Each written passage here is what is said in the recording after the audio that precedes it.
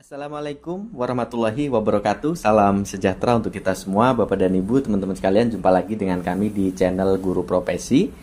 Kali ini kita akan berbagi informasi mengenai pencairan PPG dan Jabatan 2024 ya. Bapak dan Ibu, kita masih akan berpedoman pada Permendikbudristek nomor 45 tahun 2023. Selama tahun 2024 ini tidak terbit Permendikbud baru mengenai petunjuk teknis tentang penyaluran tunjangan profesi ya, maka kita akan tetap berpedoman pada ini. Nah, Bapak dan Ibu, teman-teman, terkait dengan tunjangan profesi guru, ini perlu kita ketahui bersama, terutama bagi Bapak Ibu guru yang baru akan menerima ya tunjangan profesi ini di 2024, yaitu Bapak Ibu guru yang lulus PPG 2023 yang lalu ya.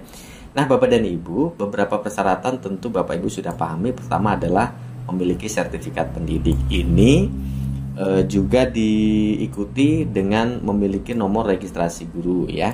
Artinya satu paket Bapak dan Ibu. Sertifikat pendidik terbit, nanti Dirjen GTK akan menerbitkan nomor registrasi guru dan ini sifatnya otomatis. Jadi Bapak dan Ibu nanti akan terbit selambat-lambatnya. Kalau yang kami pahami selama ini adalah bulan Maret tahun berjalan ini ya, 2024, yang nantinya Bapak Ibu bisa gunakan untuk tercatat sebagai calon penerima ya sertifikasi guru. Yang kedua adalah Bapak Ibu guru yang statusnya ASN di daerah di bawah Kementerian Pendidikan tentunya. Ini untuk yang berpedoman pada juknis ini ya. Bagi Bapak Ibu guru di bawah naungan Kemenak tentu akan berpedoman pada juknis yang diterbitkan oleh Dirjen Pendis ya, Kemenak. Kemudian Bapak Ibu guru swasta itu ada Persesjennya, Peraturan Sekretaris Jenderal Kemendikbud Ristek, yang pada prinsipnya sama. Nanti ada beberapa hal yang perlu dipenuhi. Pertama, sertifikat pendidik, nomor registrasi guru. Kemudian yang berikutnya adalah mengajar pada satuan pendidik yang tercatat pada Dapodik. Nah, ini tidak boleh tidak, Bapak Ibu guru harus pada sekolah yang tercatat di Dapodik. Kalau induknya di sekolah yang baru yang belum tercatat di Dapodik, maka kemungkinannya tidak akan bisa terima karena sumber data yang diambil oleh Direktorat Jenderal GTK ya pada info GTK nantinya itu adalah yang berasal dari Dapodik. Oleh karena itu, Bapak dan Ibu pasti harus ya berada di Dapodik. Kemudian yang berikutnya melaksanakan tugas mengajar dan atau bimbingan peserta didik bagi guru BK ini ya pada satuan pendidikan sesuai dengan peruntukan sertifikat pendidik. Ini yang kita sebut dengan istilah Bapak dan Ibu linier ya. Jadi harus linier antara sertifikat pendidik dengan mapel yang diajar. Kemudian tidak kalah penting adalah Bapak dan Ibu memenuhi beban kerja. Ini yang kita sering sebut dengan terpenuhinya 24 jam mengajar minimal ya. Hasil penilaian kinerja paling rendahnya dengan sebutan baik, ya kan? Kemudian mengajar di kelas sesuai dengan jumlah peserta didik. Nah, ini rombel ya, rombel belajar ya, harus sesuai dengan ketentuan, sesuai dengan bentuk satuan pendidikannya. Kalau dia sekolah reguler, minimal per kelas harus berapa, kemudian paling banyak harus berapa, begitu supaya bisa memenuhi syarat, dan tentunya tidak sebagai pegawai tetap pada instansi yang lain. Dia harus guru ya, kalau guru-guru, kepala sekolah begitu ya. Nah, terkait dengan beban kerja 24 jam mengajar ini bagi Bapak Ibu guru yang menjadi kepala sekolah itu dikecualikan. Jadi Bapak Ibu kepala sekolah sekarang itu adalah tugas utama yang beban kerjanya setara dengan 24 jam mengajar. Sedangkan Bapak Ibu guru jabatan lain ya, tugas tambahan lain misalnya wakil kepala sekolah itu 12 jam mengajar masih ya, artinya mengajar di kelas bisa 12 jam saja, sehingga tambah 12, 24 sudah mencukupi. Kepala laboratorium juga demikian, kepala perpustakaan juga demikian, jadi nanti bisa terpenuhi ya. Nah, bagi Bapak Ibu guru yang sedang pelatihan dan sebagainya yang memenuhi persyaratan pada pasal 4 poin A dan poin B ini juga dikecualikan terkait dengan pemenuhan jam mengajar yang 24 jam ya. Lalu Bapak dan Ibu yang perlu juga diketahui bahwa tunjangan profesi ini akan diberikan dalam bentuk uang, jadi tidak boleh dalam bentuk lain.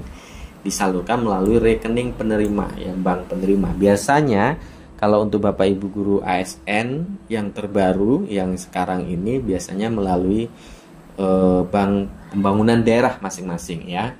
Kalau beberapa waktu yang lalu yang guru-guru kita senior itu melalui Bank Nasional, sampai sekarang masih nasional. Nah, Saya pribadi waktu masih guru swasta gitu, Bank Nasional ya, setelah menjadi ASN otomatis ternyata pindah ke BPD, Bank Pembangunan Daerah, sama dengan nomor rekening untuk gaji bulanan ya. Kemudian tunjangan profesi untuk guru ASN ya, baik itu PNS maupun P3K, 1 kali gaji pokok sesuai dengan peraturan perundang-undangan. Untuk Bapak Ibu guru swasta yang belum impasing itu 1,5 juta per bulan. Disalurkannya per 3 bulan ya, semua ini sama per 3 bulan. Itu belum potong pajak ya, potong pajak ya. Kalau yang ASN tuh potong pajak sesuai golongan. Kalau golongan 3 itu 5%, golongan 4 15% potongan pajaknya. Kemudian potongan untuk pajak maksudnya ya. Kemudian ada iuran BPJS, saya lupa persentasenya, kalau enggak 1%, 2% gitu. Nah baru itulah bersih yang diterima setelah itu. Kemudian penyaluran tunjangan profesi ini sesuai dengan pemerintah daerah, sesuai dengan kewenangannya. Pemerintah daerah kabupaten kota atau pemerintah daerah provinsi melalui rekening kas umum daerah ya. Kalau untuk Bapak Ibu swasta itu langsung dari rekening kas negara, kementerian ya, penyaluran dananya. Kemudian penyaluran tunjangan ini sesuai dengan tahapan penyaluran tunjangan profesi. Nah, tahapan-tahapan penyaluran tunjangan profesi itu kalau kita lihat dalam lampiran Permendikbud ini, Bapak dan Ibu, ini dia ya, ada di tabel 1 bahwa setiap tahun ini ada 4 kali sinkronisasi data yang dilakukan. Pertama adalah 31 Maret untuk pembayaran triwulan 1, itu paling cepatnya bulan April ya. Kemudian sinkronisasi data triwulan berikutnya 30 Juni untuk pencairan paling cepat bulan Juli. Kemudian triwulan 3-nya paling cepat Oktober, triwulan 4-nya paling cepat November. Nah, ini adalah bulan-bulan di mana Bapak dan Ibu nanti akan menerima sertifikasi. Meskipun ya, misalnya ya bisa jadi telat ya begitu. Tapi minimal Bapak dan Ibu nanti akan ada Bapak Ibu ya info GTK yang Bapak Ibu bisa cek ya setiap saat terkait dengan alur daripada pencairan sertifikasi guru ini sudah sampai pada tahap apa. Karena nanti misalnya yang harus Bapak Ibu ini kan paling utama adalah bahwa GTK harus sudah valid terlebih dahulu ya. Kemudian pemberkasan ke dinas, nanti statusnya valid, sudah terbit SKTP dan seterusnya dan seterusnya. Kita sudah sampaikan di beberapa postingan yang lalu tentang itu. Bapak Ibu teman-teman, itu informasinya, mudah-mudahan bermanfaat ya. Terima kasih. Assalamualaikum warahmatullahi wabarakatuh.